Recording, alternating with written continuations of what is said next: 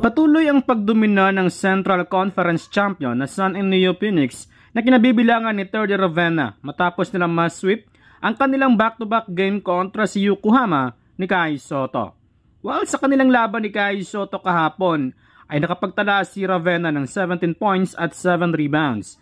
On the other hand, sa kabila ng pagkatalo ng Yokohama ay maganda naman ang ipinakitang performance ni Kai Sotto na kung saan ay nakapagtala nga ito ng 23 points, 7 rebounds at 3 steals. Mas maganda sana ang naging performance ni Kai Sotto kung nakuha sana nila ang panalo.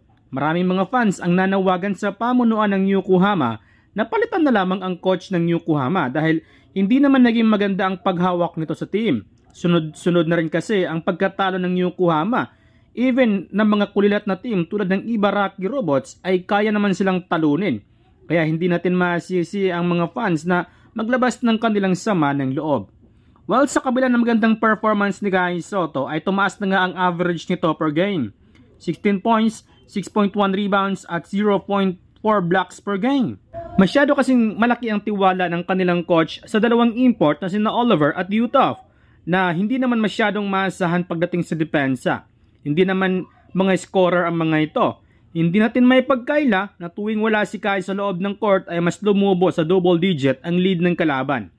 Well, sa kabila ng magandang performance ni Kai ay nagpahiwatig ng kanilang interest ang FE Nagoya dito kay Kabayan.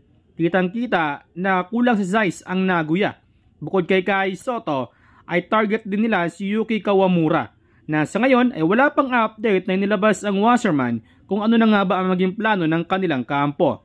Mukhang maulit yata ang ginawa noon ng Hiroshima kay Kai Sotto na kung saan ay pinapirma nga nila ito ng kontrata at mapawalang bisa lamang ito kapag may NBA teams na kukuha sa kanya.